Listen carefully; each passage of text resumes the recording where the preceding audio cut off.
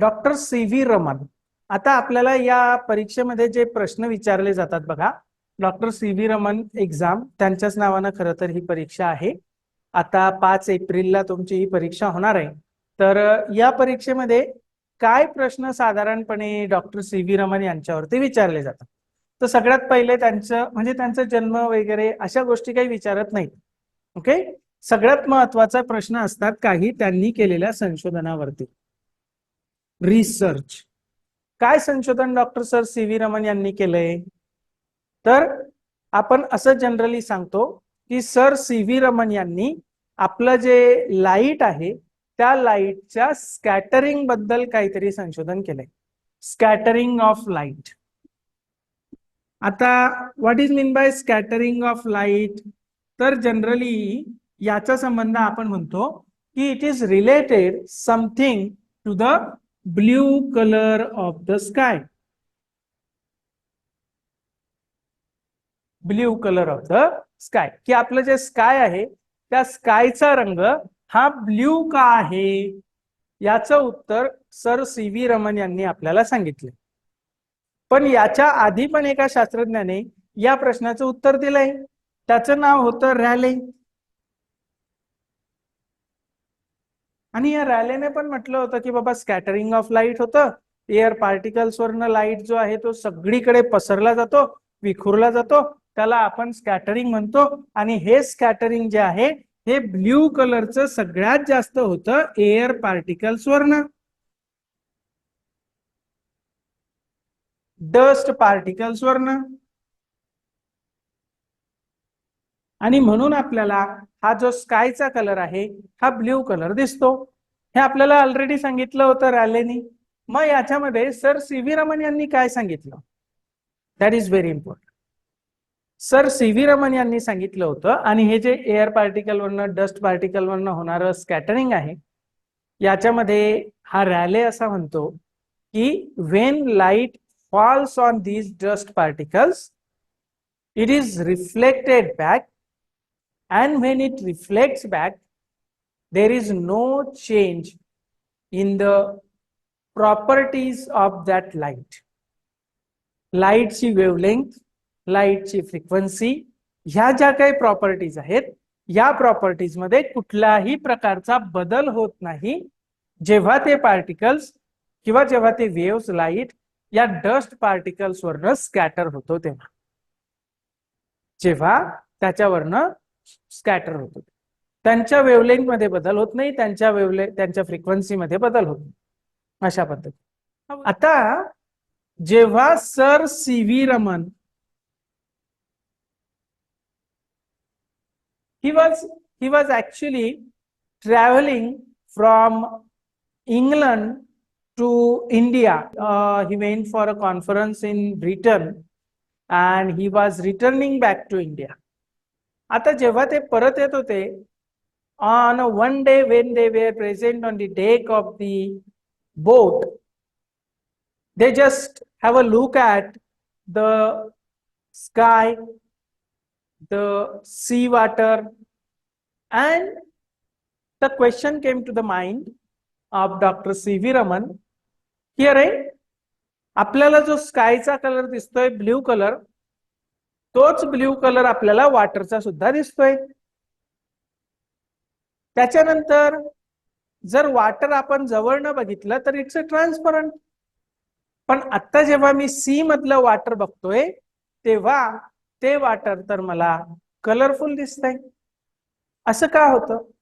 Why does दिट at occur? मग जशा पद्धतीनं स्कॅटरिंग ऑफ लाईट या एअर वरनं किंवा या डस्ट पार्टिकल वरनं, एअर वरनं नाही डस्ट पार्टिकल्स वरनं होतं, तसंच स्कॅटरिंग वॉटर वरनं सुद्धा होत असेल का? तसंच स्कॅटरिंग वॉटर वरनं सुद्धा होत असेल की वॉटरचे पार्टिकल सुद्धा लाईट जो आहे तो त्यांच्यावरती पडल्याच्या नंतर त्याला स्कॅटर करत असतील का? आणि जर असं होत असेल तर त्या लाईटच्या प्रॉपर्टी मध्ये काही बदल होत असतील का? कारण डस्ट पार्टिकल वरनं एअर पार्टिकल वरनं होताना आपल्या रॅलेनी आपल्याला सांगितलं होतं की बाबा अशा पद्धतीनं काहीही होत नाही, त्याच्या वेव्हलेंथ मध्ये चेंज होत नाही, त्याच्या फ्रिक्वेन्सी मध्ये चेंज होत नाही वगैरे वगैरे. What happens when the light falls on water particles, molecules of water, or when it falls on the molecules of different substances? वेगवेगळ्या पदार्थांच्या मॉलिक्युल्स वरती जेव्हा हा लाईट रेस पडतात, फोटॉन पडतो, तेव्हा what happens, what changes occur in these particles, sorry in these light rays, हे आपल्याला सांगितलं सर सी व्ही रमन यांनी. आणि त्यांनी सांगितलं की जसं या एअर वरनं डस्ट वरनं होत नाही, पण जर का पार्टिकल्स हे वेगवेगळ्या पदार्थांवरती पडले, इतर पदार्थांवरती, तर मात्र त्यांच्या वेव्हलेंथ मध्ये, त्यांच्या फ्रिक्वेन्सी मध्ये चेंज होतो. आणि हा जो चेंज होतो, हा जो बदलतो, तो यालाच काय म्हटलं जातं, रमन इफेक्ट म्हटलं जातं. And this is the major discovery of Sir C.V. Raman. Major discovery of Sir C.V. Scattering of light from water molecules and from other substances also. ते स्कॅटरिंग होताना त्याच्या वेव्हलेंथ मध्ये, त्याच्या फ्रिक्वेन्सी मध्ये बदल होतो. मग तो किती बदल होतो आणि तो कॉन्स्टंट असतो का प्रत्येक वेळेस, प्रत्येक सॅम्पल मधनं? He work on it. And he found that some substances scattered light of specific wavelength, some substances scattered light of different wavelength. त्यांच्यामध्ये चेंज होतो आणि हा जो चेंज आहे हा त्या पदार्थासाठी स्पेसिफिक असतो. These effects can be used to identify number of different substances present in the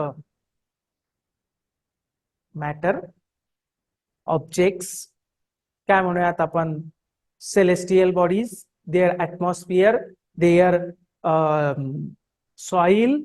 Number of different substances can be observed for the presence of the molecules which are present in that. त्यांच्यामध्ये कोणते molecules आहेत, कोणते ions आहेत, कोणते काय म्हणूयात आपण particles आहेत, ते आयडेंटिफाय करण्यासाठी हा रमन इफेक्ट जो आहे तो वापरला जातो. What kind of changes that occurs in the visible spectrum of light when it falls on the different substances? It is nothing but the Raman effect. यालाच आपण रमन इफेक्ट असं म्हणतो. आता हा त्यांचं मेजर कंट्रीब्युशन आहे आणि हा जो रमन इफेक्ट आहे हा त्यांनी पब्लिश केला होता 28 फेब्रुवारी 1928 ला. 1928 ला, 28 फेब्रुवारी ऑफ 1928 ला त्यांनी हे संशोधन जे आहे ते काय केलं होतं, पब्लिश केलं होतं, प्रकाशित केलं होतं, ज्याला पुढे जाऊन 1930 चा फिजिक्सचा नोबेल पारितोषिक मिळालं होतं. Nobel prize of 1930 in the physics. हे मिळालं सर सी व्ही रमन यांनी केलेल्या संशोधनाला, रमन इफेक्टला. आता याचं महत्व काय, हे जे नोबेल प्राइज मिळालं होतं ना, this was very very important, not in only one sense. असं नाही की फक्त हे भारताला मिळालेलं पहिलं नोबेल पारितोषिक होतं. सायन्सच्या फील्डमध्ये भारताला मिळालेलं हे पहिलं नोबेल पारितोषिक होतच, त्याच्यात काहीच डाऊट नाही. पण त्याच्याही पुढे जाऊन this was a very important Nobel Prize for Asia also, for all the black people in the world also.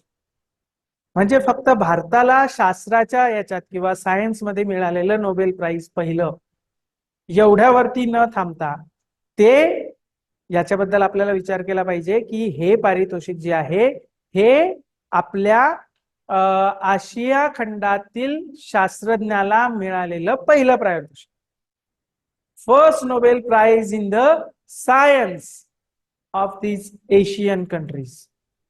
कारण तोपर्यंतची सगळी नोबेल प्राइजेस, सगळं काही रिसर्च संशोधन हे वेस्टर्न वर्ल्ड मध्ये होत होतं. United states of America, Britain and all this. This Nobel Prize was the first Nobel Prize which was allotted to the Asian country. Third most important point, this was the first Nobel Prize of all to the scientists of all the black people in the world. जगातल्या कृष्णवर्णीय, बर का, जेवढे काही कृष्णवर्णीय लोक या जगात आहे ना, त्या कृष्णवर्णीय लोकांमध्ये शास्त्रज्ञाला मिळालेलं पहिलं पारितोषिक होतं नोबेल प्राइज 1930. फक्त भारतासाठी म्हणून नाही, तर आशिया खंड आणि त्याच्याबरोबर जगातल्या सगळ्या ब्लॅक पीपल साठी म्हणून सुद्धा हे नोबेल पारितोषिक खूप महत्वाचं. आता हे झालं यांच्या रिसर्चच्या बाबतीमध्ये. पण फक्त एवढ्यावरतीच सर सी व्ही रमन जे आहे त्यांचं लाईफ हे काही काय म्हणूयात आपण लिमिटेड नव्हतं, की बाबा त्यांनी फक्त संशोधनच केलं आणि तेच मांडलं आणि त्याच्यातनं ते शास्त्रज्ञ म्हणून पुढे आले. No, he was a founding father of scientific culture in India. भारतामध्ये विज्ञान क्षेत्राला पायाभूत असं महत्वाचं योगदान देण्याचं काम सर सी व्ही रमन यांनी केलं. 1933 साली 1933 मध्ये आपल्याकडे इंडियन इन्स्टिट्यूट ऑफ सायन्स, ज्याला आज आपण IISc म्हणतो, बेंगलुरूला त्याचं काय म्हणूयात आपण हेडक्वार्टर आहे. बेंगलुरू इथे असणारी इंडियन इन्स्टिट्यूट ऑफ सायन्स भारतामधली सायन्सच्या क्षेत्रामधली एक प्राईम रिसर्च इन्स्टिट्यूट.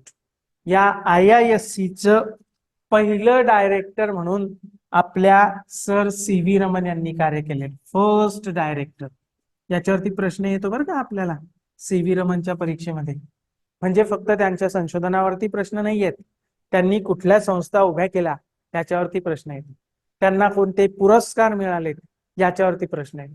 त्याच्यामुळं आपण एकदा त्यांनी कोणत्या संस्था उभ्या केल्यात त्याच्यानंतर त्यांना कोणते पुरस्कार मिळाले ते पण आपण याच्यामध्ये बघणार आहोत. तर सगळ्यात महत्वाचं 1933 साली IISc बेंगलोर या संस्थेचे ते पहिले डायरेक्टर होते. पहिले काय म्हणूयात आपण संचालक होते, द फर्स्ट डायरेक्टर. IISc मध्ये त्या काळामध्ये डॉक्टर होमी जहांगीर भाभा असतील किंवा स्पेसमध्ये काम करणारे विक्रम साराभाई असतील, यासारख्या लोकांना किंवा इवन आणखी काही भारतीय शास्त्रज्ञ जे परदेशामध्ये जाऊन संशोधन करत होते, तिथे कार्य करत होते, त्यांना भारतामध्ये येऊन संशोधन करण्यासाठी उद्युक्त करण्याचे, प्रोत्साहित करण्याचं काम सर सी व्ही रमन यांनी केले. भारतातली सगळ्यात मोठी, सगळ्यात काय म्हणूया आपण टॉपची prime research institute Indian institute of science Bengaluru याचे ते काय होते, डायरेक्टर. त्याच्यानंतर 1934 मध्ये 1934 मध्ये त्यांनी इंडियन अकॅडमी ऑफ सायन्स